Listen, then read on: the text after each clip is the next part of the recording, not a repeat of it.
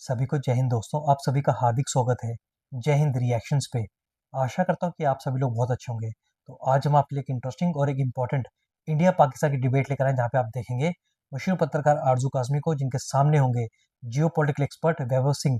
और खास बात यह है कि वैभव सिंह जो पाकिस्तान के बारे में जानते हैं, जितना डीपली वो पाकिस्तान को पहचानते हैं, इतना खुद पाकिस्तानी भी पाकिस्तान को नहीं जानते। और ये दोनों मिलकर बात करेंगे भारत और पाकिस्तान के रिश्तों पे, और आने वाले वक्त में पीओके में क्या होने जा रहा है और पाकिस्तानी फौज का क्या हशर होने वाला है। तो ये वीडियो काफी इंटरेस्टिंग होगी, आपको बहुत कुछ जानने को मिलेगा। तो इसे अंत तक देखें, और चैनल पे नहीं है तो चैनल को सब्सक्राइब कर दें। तो चलिए पहले साथ मिलकर ये वीडियो देखते हैं और अंत में इसके बारे में बात करेंगे। जय हिंद, जय भारत। अस्सलाम वालेकुम, नमस्कार, सत श्री अकाल एंड गुड इवनिंग। मैं हूँ आरजू काजमी और हमारे साथ आपके जाने पहचाने वैभव सिंह हैं। बहुत शुक्रिया वैभव कि आज आप आए। Thank you so much. Thank you, thank you Bilal. सबसे पहले बात करेंगे आरएसएस। वैसे आरएसएस हमारे लोगों को पता नहीं आरएसएस से क्या बनता है, लेकिन वो कुछ भी हो तो वो कहते हैं देखा ये आरएसएस वाले ऐसे बात करते हैं। लेकिन अभी जो उनका स्टेटमेंट एक आया है आरएसएस के जो चीफ हैं मोहन भागवत, तो उन्होंने कहा है कि पाकिस्तान से डायलॉग होना चाहिए, डायलॉग का रास्ता बंद नहीं होना चाहिए। क्या लग रहा है आपको कि भारत थोड़ा सा नरमी दिखा रहा है पाकिस्तान की तरफ? नहीं, मैं नहीं मानता हूँ इस चीज़ को। मोहन भागवत हो या दत्तात्रेय होसबले, जिन्होंने अभी पास्ट में 1 महीने पहले ये स्टेटमेंट दी थी जब उनसे सवाल किया गया। आप देखिए, ये जो स्टेटमेंट्स हैं ये कोई वो out of the blue statements नहीं दे रहे हैं वो लोग। वो ये जो स्टेटमेंट्स हैं, जब उनसे कोई सवाल किया जाता है या उनसे जब कहीं कोई इस तरह का कोई विमर्श जो है वो किसी सभा में उठाया जाता है, तो वो उसके जवाब में इस तरह की बातें करते हैं। वो खुद से ऐसा नहीं, खुद से इनिशिएटिव लेकर के ये बात कह रहे हैं कि नहीं पाकिस्तान से बातचीत करनी चाहिए। अब मान लीजिए अगर किसी से भी कोई भी इंसान जो रिस्पॉन्सिबल पोजीशन पे बैठा हुआ है, किसी रिस्पेक्टेबल पद पे बैठा हुआ है, जहाँ पे उसको पता है कि मेरे स्टेटमेंट से हेडलाइंस बनेंगी या मेरे स्टेटमेंट को जो है इंटरनेशनली जो है मीडिया कोट करेगा, तो वो हमेशा रिस्पॉन्सिबल स्टेटमेंट ही देंगे, वो उस पद पे कोई भी इंसान बैठा हुआ हो। आप देख लीजिए, एक पॉलिटिशियन होता है, जब वो अपोजिशन में होता है तो वो किस तरह की स्टेटमेंट देता है, और वही पॉलिटिशियन जब गवर्नमेंट में आ जाता है, गवर्नमेंट में मिनिस्टर, प्राइम मिनिस्टर या किसी सीनियर पद पे बैठ जाता है, तब आप उसकी स्टेटमेंट देखिए, उसमें आपको जमीन आसमान का अंतर दिखता है। आपको लगता है बिल्कुल वो डिग्री अपोजिट स्टेटमेंट दी जा रही है। क्यों? क्योंकि वो उस व्यक्ति विशेष की ओपिनियन नहीं होती है, वो उसके पद की जिस जिस पोजीशन पे वो बैठा होता है वहाँ की ओपिनियन होती है। तो मैं इस तरह से कुछ नहीं देखता हूँ। अब जाहिर सी बात है, अगर आप जैसे फॉर्मर आर्मी चीफ को कोट किया गया कि उन्होंने कहा कि भाई पाकिस्तान से बातचीत होनी चाहिए, उनसे सवाल किया गया था, तो उन्होंने कहा कि हाँ भाई बिल्कुल होनी चाहिए। तो कोई भी इंसान जो किसी रिस्पेक्टेबल पोजीशन पे रहा हुआ है या बैठा हुआ है, तो वहाँ पे उससे आप इरेस्पॉन्सिबल स्टेटमेंट नहीं एक्सपेक्ट करेंगे। नहीं पाकिस्तान से तो भाई पाकिस्तान के साथ तो युद्ध होना चाहिए, पाकिस्तान के ऊपर न्यूक्लियर बम गिरा देना चाहिए। ये किसी आम इंसान का ओपिनियन हो सकता है, या उसी इंसान का ओपिनियन भी हो सकता है जिसने ये स्टेटमेंट दिया, अगर वो उस पद पे ना होता। तो आपको जब पता है कि इंटरनेशनली इसके ऊपर हेडलाइंस बनेंगी, तो आप इस तरह की रिस्पॉन्सिबल स्टेटमेंट देते हैं, तो मैं इससे तो कुछ नहीं समझता हूँ। और जो पॉलिसी मेकिंग होती है और जो बयान होते हैं, वो तो अलग अलग चीज़ें होती हैं। अब पाकिस्तान की जो आर्मी है, जो ISI है, या जो पाकिस्तान में जो प्राइम मिनिस्टर होते हैं, वो जब प्राइम मिनिस्टर होते हैं, नवाज शरीफ जब खुद प्राइम मिनिस्टर थे, तब वो पाकिस्तान के जो टेररिस्ट हमले थे इंडिया में, उसको कभी एक्सेप्ट नहीं करते थे। लेकिन जब खुद ऑफ द रिकॉर्ड बात करनी हुई, या जब खुद अपोजिशन में गए, या खुद जब एग्जाइल में गए, तो उन्होंने सब कुछ माना। ऑफ द रिकॉर्ड उन्होंने प्राइम मिनिस्टर रहते हुए भी जो है सोशल मीडिया से मान लिया कि भाई बॉम्बे में जो 26/11 का हमला हुआ था वो वही पाकिस्तान आर्मी ने और ISI ने कराया था। और उन्होंने कहा कि भाई क्या हमको वो लोग वहाँ भेजने चाहिए थे मुंबई में, क्योंकि वो ऑफ द रिकॉर्ड उनको लग रहा था मैं बोल रहा हूँ। फिर वो लीक हो गई बात, सोशल मीडिया ने कोट कर दिया न्यूज़पेपर में, तो उसके ऊपर डॉन लीक्स हो गया, और उसके ऊपर नवाज शरीफ को प्राइम मिनिस्टर, वजीर आजम का पद से जो है वो हटना पड़ा। और ISI made sure, Pakistan army made sure कि ये प्राइम मिनिस्टर ना रहे। तो इस तरह की जो स्टेटमेंट्स हैं, वो नवाज शरीफ जब अपोजिशन में थे ऑफ द रिकॉर्ड वो एक्सेप्ट करते रहे। इवन जब वो लंदन में थे, तो क्या वो लोगों से ये बात नहीं कहते थे कि ISI जो है और पाकिस्तान आर्मी जो है ये बेंचेस बनवाती है, और बार बार पूछते थे भाई मुझे क्यों निकाला, भाई मुझे तो ये फैज हमीद ने निकलवाया और जनरल बाजवा ने निकलवाया। लेकिन जब अब खुद का भाई वजीर आजम है, तो अब वो स्टेटमेंट्स नहीं देते, अब ऑफ द रिकॉर्ड बात नहीं कर रहे हैं। अब नहीं मान रहे हैं कि भाई 26/11 जो है पाकिस्तान आर्मी ने किया, आईएसआई ने किया है। अब नहीं कह रहे हैं कि भाई जो आतंकवादी हमले लश्कर तैयबा जैश ए मोहम्मद के लोग हैं उनको हमारे लोग पालते हैं। तो बात वही है कि जब आप किसी पद पे रहते हैं तो आप उसके हिसाब से बिहेव करते हैं, आप उसके हिसाब से रिस्पॉन्सिबल स्टेटमेंट्स देते हैं। तो मोहन भागवत या कोई भी इंसान जो किसी भी रिस्पेक्टेबल पद पे बैठा है, उससे आप सवाल पूछेंगे तो उसके जवाब में यही आएगा। मैं इसको तब मानता कि भाई वो ये बात सीरियसली कह रहे हैं जब वो तब कहते जब उनसे ये सवाल ना पूछा था, बल्कि वो खुद से इनिशिएटिव लेकर के ये बात कहते। तो खुद से तो इनिशिएटिव कोई उन्होंने लिया नहीं है। तो मैं इस तरह इस स्टेटमेंट में एक फॉर्मेलिटी के अलावा कुछ नहीं देखता। लेकिन ये स्टेटमेंट अगर वो थोड़ा पहले दे देते, 1 वीक पहले दे देते, तो कम से कम हमारा 18% बजट तो ना डिफेंस का बढ़ता, जो आप लोगों की वजह से बढ़ नहीं, गया। वो तो वैसे भी देखिए, वो तो मैं कहता हूँ जब स्टेटमेंट नहीं दे रहे थे तो क्या घट रहा था बजट? बजट तो आप 2014 से लेकर के अभी तक का आप देख लीजिए, 12 साल में ईयर ऑन ईयर बढ़ा ही है ना। क्या जनरल बाजवा के टेन्योर में बजट हर साल नहीं बढ़ रहा था?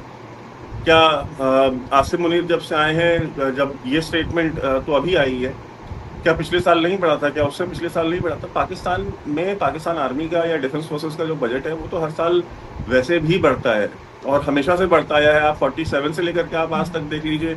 अब तो चैट जीपीटी आ गया है, चैट जीपीटी से पूछ ले। और इसके अलावा आप देखें ना कि बजट तो बढ़ा ही रहे हैं, प्लस आप जो उनके अदर बिजनेसेस हैं, चाहे वो फौजी फाउंडेशन के बिजनेसेस हों या वो जो डील्स कट कर रहे हैं, जो इन्वेस्टमेंट वो पाकिस्तान में आ भी रही हैं, चाहे वो सऊदीज़ की हो चाहे टर्क्स की हो, वो कौन सी इंडस्ट्रीज़ में आ रही है? वो उन इंडस्ट्रीज़ में आ रही है जो इंडस्ट्रीज़ ओन करती है पाकिस्तान की फ़ौज और फौजी फाउंडेशन है।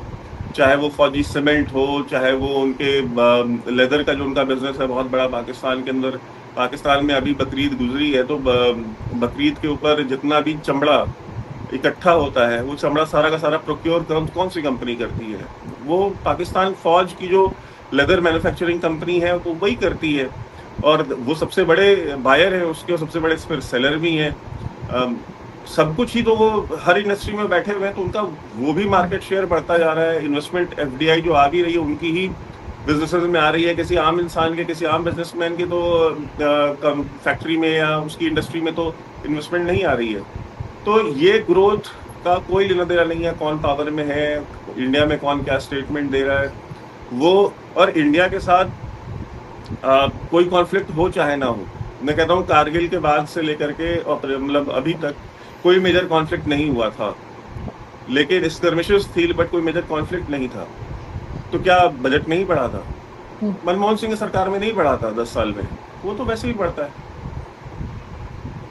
बिल्कुल, लेकिन खैर ये बात तो ये भारत की ही करते हैं, भारत की वजह से बढ़ा रहे हैं। लेकिन इस वक्त वैभव कश्मीर में, हमारी साइड कश्मीर जो है जिसे आज़ाद कश्मीर आप लोग पीओके कहते हैं, काफ़ी हंगामा है, काफ़ी प्रोटेस्ट चल रहा है। क्या लग रहा है आपको, क्या इनके कंट्रोल से बाहर हो गई है अब बात पाकिस्तान की स्टेट से? मैं ये नहीं कहूँगा कि कंट्रोल से बाहर हो गई है, बट बहुत जल्द इनके कंट्रोल से बाहर चली जाएगी, क्योंकि जिस तरीके से ये सिचुएशन को डील कर रहे हैं। और आप देख लीजिए जब पहली बार जब कश्मीरियों ने प्रोटेस्ट किया लास्ट ईयर, उस समय भी बहुत ब्रुटैलिटी इन्होंने की थी और उसके बाद थोड़ा सा पॉलिटिकल सैनिटी प्रिवेल की और इन्होंने कहा कि ठीक है भाई हम सारी बातें मान लेंगे। पॉलिटिशियंस ने इंटरफेयर किया, उन्होंने कहा कि भाई ठीक है हम बैठते हैं, बात करते हैं, हम आपकी सारी बातें जो भी है 15 डिमांड्स हैं, हम ये 15 डिमांड्स हम मान रहे हैं। और उसके ऊपर एक मेमोरेंडम ऑफ अंडरस्टैंडिंग साइन हो गया, बट उसमें 15 में से एक के ऊपर भी 1 साल के बाद तक इम्प्लीमेंटेशन नहीं की।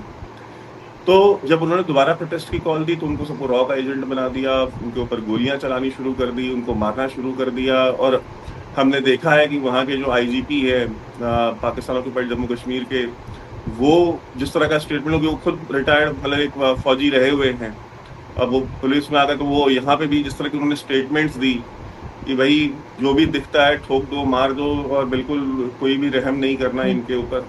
तो अगर पुलिस इस तरह का अगर स्टेटमेंट देती है और पुलिस ऑफिसर्स जिनका काम बेसिकली क्राउड मैनेजमेंट का है, क्राउड को गोलियां मारना उनका काम नहीं है, पुलिस का काम ये नहीं। आपको याद होगा तो इंडिया में भी लाल किले के ऊपर जब किसान आंदोलन हुआ था तो लोग बहुत प्लानिंग के साथ चढ़ गए थे और इस उम्मीद में चढ़ गए थे कि भाई अगर हम इस तरह से कुछ करते हैं और हम पुलिस वालों को मारते पीटते हैं, और वो टारगेट करके पुलिस वालों को मार रहे थे, तो पुलिस जो है वो फायर करेगी और जब पुलिस फायर करेगी प्रेशर में आकर के तो लाशें गिरेंगी और फिर हम इसको एक नेशन वाइड एक प्रोटेस्ट बना करके और इंडिया में जो है रेजीम चेंज ऑपरेशन जो है वो करेंगे, बिकॉज इंडिया की जो मेजॉरिटी पॉपुलेशन है वो एग्रीकल्चर से जुड़ी हुई है।